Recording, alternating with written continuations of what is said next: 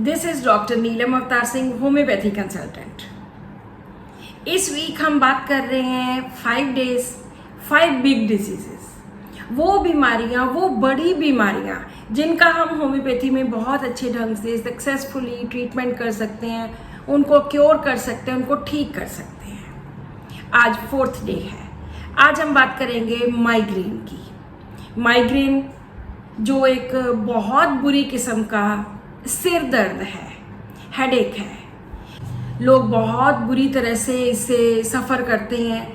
इस तरह का सिर दर्द होता है कि बस एक बार शुरू हुआ तो 2-2, 3-3 दिन ठीक ही नहीं होता है। जब शुरुआत होती है माइग्रेन की तो ये महीने में 4-6 महीनों में एक आधी बार होता है, लेकिन धीरे धीरे बढ़ता बढ़ता हर महीने में एक बार, फिर हर हफ्ते में एक बार, इस तरह का ये पीरियोडिकल हेडेक है। अक्सर यहाँ से स्टार्ट होकर ये एक आंख में आकर स्टे कर जाता है, आइदर लेफ्ट आई और राइट आई। पीरियोडिकल होता है, टाइम टाइम पर आता है और इसके साथ नौशिया बहुत ज़्यादा होता है। पेशेंट का दिल करता है कि अभी वॉमिटिंग आएगी, और बहुत सारे ऐसे पेशेंट्स हैं जिनको वॉमिटिंग आने से आराम भी मिलता है। इसके कुछ ट्रिगर्स हैं। पेशेंट की स्लीप डिस्टर्ब हो जाए या सोए हुए उसको कोई सडनली उठा दे, उससे उसको माइग्रेन स्टार्ट हो जाता है। पेशेंट का खाने का टाइम आगे पीछे हो जाए, मान लो 1:30-2 बजे वो खाना खाता है, 3 बज जाए तो भी माइग्रेन ट्रिगर हो जाता है। ऊंची आवाज़, लाउड नॉइस, शोर शराबा, ये जो शादियों में डीजे लगता है, बहुत ऊंची आवाज़ होती है, वहाँ पर भी उसके माइग्रेन स्टार्ट हो जाता है। ब्राइट लाइट, ज़्यादा रोशनी, जैसे बहुत चमकती हुई लाइटें जब आंखों में पड़ती हैं तो भी उससे माइग्रेन होता है। स्ट्रेस इसका सबसे बड़ा कारण है। कोई टेंशन हो गई, बस माइग्रेन स्टार्ट। वेदर चेंजेस, कुछ मेडिकेशंस, ईस्ट्रोजन थेरेपी या कुछ और तरह की दवाइयाँ, बहुत सारी इन मेडिसिन के साइड इफ़ेक्ट्स भी हैं। सो ऐसे माइग्रेन में एक ट्रिगर होता है जिसके साथ एकदम सडनली सिर दर्द शुरू हो जाता है। आज हम बात करेंगे हम माइग्रेन को किस तरह से, किन दवाइयों से ठीक कर सकते हैं। अगर हम इन जनरल बात करें कि माइग्रेन के क्या सिम्टम्स होते हैं।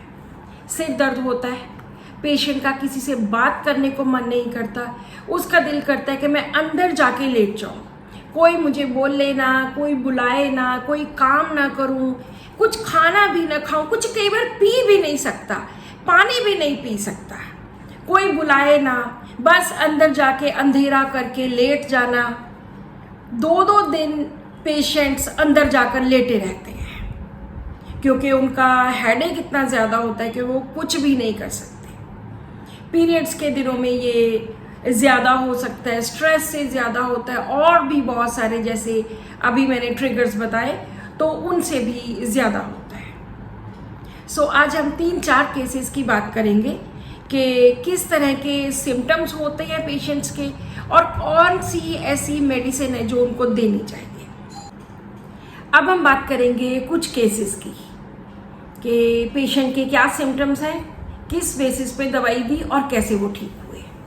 सो सबसे पहला पेशेंट माइग्रेन बहुत सालों से, और स्पेसिफिकली माइग्रेन में हमने वो कंडीशन लेनी है जो पेशेंट ड्यूरिंग हेडेक बताता है।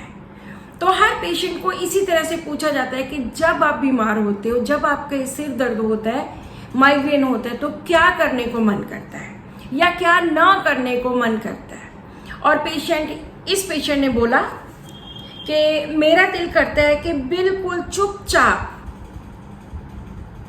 पड़ा रहूं, किसी से बात ना करूं, कोई डिस्टर्ब ना करे, और मेरे मन में होता है कि अंधेरा हो, ना तो मैं बोल लूं ना कोई मुझे बुलाए, और अगर कोई बुलाता है तो मुझे बहुत इरिटेशन होती है।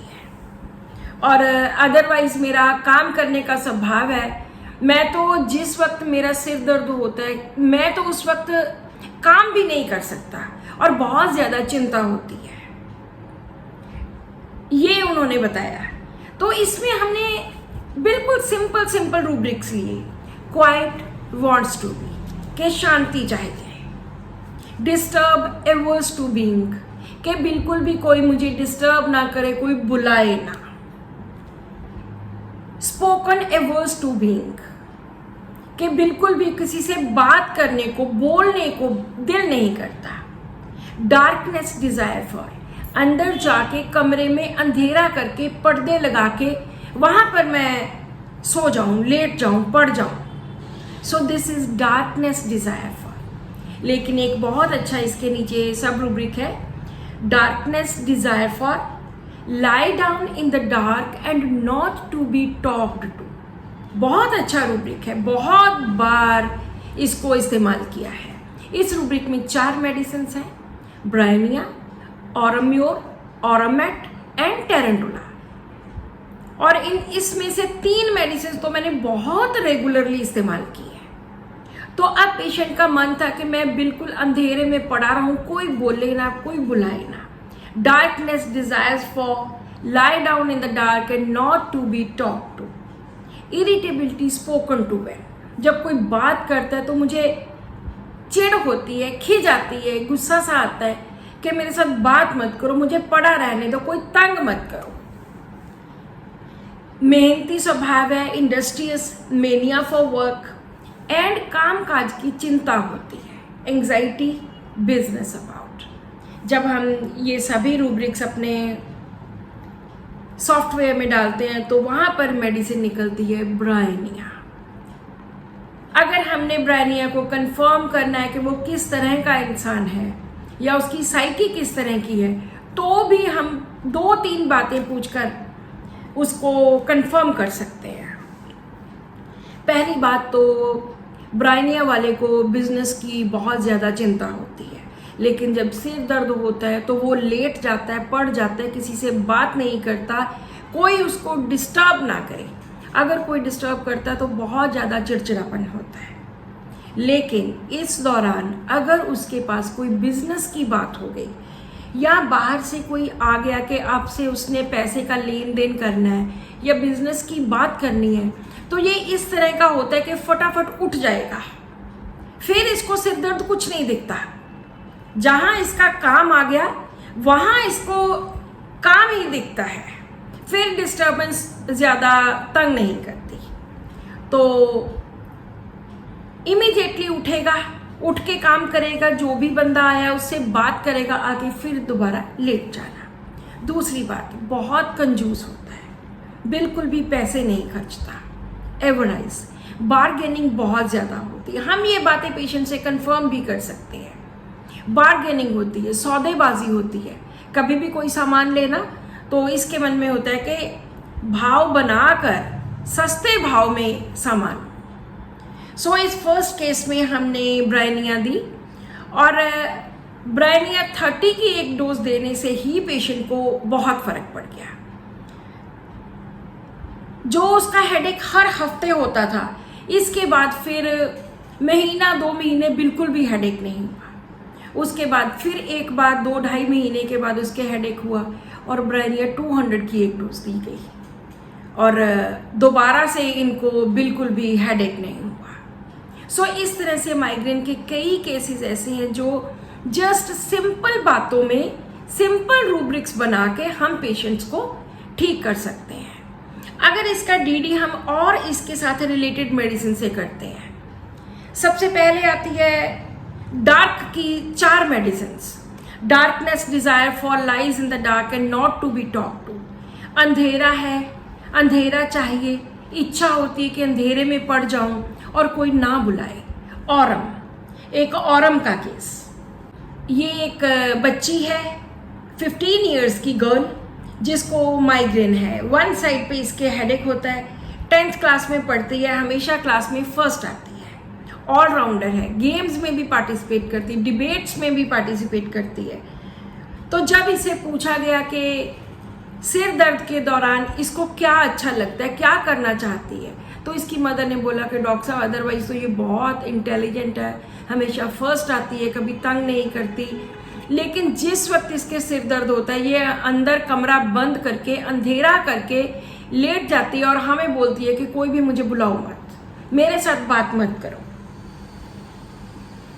और रिस्पॉन्सिबिलिटी बहुत ज़्यादा, कभी कहना नहीं पड़ता कि आप पढ़ाई कर लो, कभी कोई ट्यूशन्स नहीं रखी, खुद ही इतनी ज़्यादा इंटेलिजेंट है, खुद ही पढ़ाई करनी।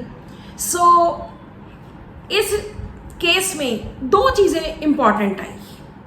पहली तो रिस्पॉन्सिबिलिटी, जो थीम ऑफ रिस्पॉन्सिबिलिटी है वो ऑरमेट का है कि औरम जो गोल्ड है वो लोग कितने रिस्पॉन्सिबल होते हैं। और दूसरा उसके साथ कि डार्क डिज़ायर, अंधेरा चाहिए, अंधेरे में पड़े रहने को मन करना। तो इस पेशेंट को इन्हीं दो चीज़ों पर, theme of responsibility and darkness desire for lies in the dark and not to be talk to, 30 की एक डोज दी एंड सैक्लेक फॉर 1 वीक। और उसके बाद इसके कभी भी सिर दर्द नहीं हुआ। तो ये जो मेन इसका मैंने theme of responsibility and darkness वाला जो सिम्टम लिया वो बहुत ज़्यादा इम्पॉर्टेंट था। इसी तरह से एक और केस जिसमें टेरेंटुला दी गई। टेरेंटुला वाले लोग किस तरह के होते हैं, इनको कोई डिस्टर्बेंस से मतलब नहीं होता, क्वाइट वांट्स से मतलब नहीं होता, ना ये क्वाइट वांट में है ना ये डिस्टर्ब एवर्स टू में है। और ये लोग बहुत ज़्यादा शैतान, कनिंग, तेज, चुस्त, चालाक इस तरह के होते हैं। तो मेरे पास एक पेशेंट आए, उनको बहुत 20-25 साल से हेडेक था, माइग्रेन था, बहुत दवाइयाँ खाते थे। जब मैंने उनसे पूछा तो उन्होंने बोला कि सिर दर्द बहुत होता है लेकिन मैं अपना कामकाज करता रहता हूँ, लेकिन जब बहुत ज़्यादा हो तो मुझे अंधेरा उस वक्त पसंद होता है। जब मैंने इनसे स्वभाव के बारे में पूछा कि किस तरह का स्वभाव है या क्या काम करते हो, तो उन्होंने बताया कि हमारा तो काम ही ऐसा है, डिपार्टमेंट ही ऐसा है, सब कुछ चलता है। तो यहाँ से मुझे उनकी पर्सनैलिटी का पता चला है। मैंने उनको ऑरम छोड़ के, ब्रेनिया छोड़ के उनको टेरेंटुला दी। उनका 20-25 साल का हेडेक जस्ट 1 टाइम में विद टेरेंटुला 100% ठीक हो गया। बहुत बार ऐसे होता है कि पेशेंट को एक मेडिसिन दी जाती है और उससे बिल्कुल ठीक हो जाता है, लेकिन इसका मतलब ये नहीं कि हर बार ऐसे होता है। बहुत बार हमें सेकंड मेडिसिन की सिलेक्शन करनी पड़ती है, थर्ड की भी करनी पड़ सकती है। डिपेंड करता है कि पेशेंट के सिम्टम्स किस तरह वो अपने आप को एक्सप्रेस कर रहा है। सो उसी बेसिस के ऊपर ही डिपेंड करता है कि कौन सी हमने मेडिसिन देनी है। माइग्रेन के लिए और भी बहुत सारी मेडिसिन हैं, लाइक कैलकेरिया कार्ब, जिसमें रिसेंटली मेरा एक वेबिनार हुआ था जिसमें मैंने कैलकेरिया कार्ब का माइग्रेन का केस बताया था। तो उस केस में क्या था कि पेशेंट को माइग्रेन जब वो 15 साल के थे तभी से शुरू हुआ था। उनके फादर की डेथ हो गई, उनके ऊपर रिस्पॉन्सिबिलिटी सारी आ गई और रिस्पॉन्सिबिलिटी के कारण उन्होंने खुद नहीं पढ़ाई की, 10th करके रोक दिया। और उनके 3 ब्रदर सिस्टर और थे, उनको पढ़ाया लिखाया, किसी काबिल बनाया और साथ में उनकी शादियां की। खुद इन्होंने अपनी शादी भी नहीं की। तो इस केस में कैलकेरिया कार्ब मेडिसिन दी थी क्योंकि रिस्पॉन्सिबिलिटी बहुत ज़्यादा थी। और एक बहुत सुंदर रूब्रिक है, responsibility burden with at too young of age. जब ये लोग बहुत छोटी एज के होते हैं, 15 साल 20 साल, घर के हेड की डेथ हो गई, तो इनके सिर के ऊपर रिस्पॉन्सिबिलिटी आ जाती है और बहुत अच्छी तरह से ये लोग निभाते हैं। तो उस रूब्रिक में हमारे पास 2 मेडिसिन हैं, कैलकेरिया कार्ब एंड कार्सिनोसिन। तो इस माइग्रेन के पेशेंट को कैलकेरिया कार्ब दी गई क्योंकि इसमें कुछ और भी उसके साथ रिलेटेड, बहुत ज़्यादा पेशेंट रिलीजियस था, बहुत ज़्यादा भगवान को मानना, पाठ करते रहना। सो इस तरह से बहुत इम्प्रेशनेबल, उनके ऊपर किसी चीज़ की बहुत जल्दी छाप छूट जाती थी, इस तरह से। सो वहाँ पे कैलकेरिया कार्ब दी और अगेन वो एक ही डोज से ठीक हो गए और मुझे नहीं लगता कि उन्होंने 15 दिन से ज़्यादा मेडिसिन ली थी। सो इस तरह से माइग्रेन में बहुत सारे ऐसे केसेस हैं जो हम फुली क्योर कर सकते हैं। बहुत सारी और भी मेडिसिन है लाइक जेलसीमियम, सीपिया, लैकेसिस, नक्स वोमिका, पल्साटिला, जो जनरल रूब्रिक्स के ऊपर जो पेशेंट उस वक्त करना चाहता है उसी बेसिस के ऊपर मेडिसिन दे के हम पेशेंट्स को ठीक कर सकते हैं। सो आज हमने बात की माइग्रेन एंड माइग्रेन से रिलेटेड कुछ सिम्टम्स एंड कुछ केसेस की। सो अगर आपको आपके किसी फैमिली मेम्बर को या किसी फ्रेंड को इस तरह की प्रॉब्लम है तो डेफिनेटली टेक होम्योपैथी।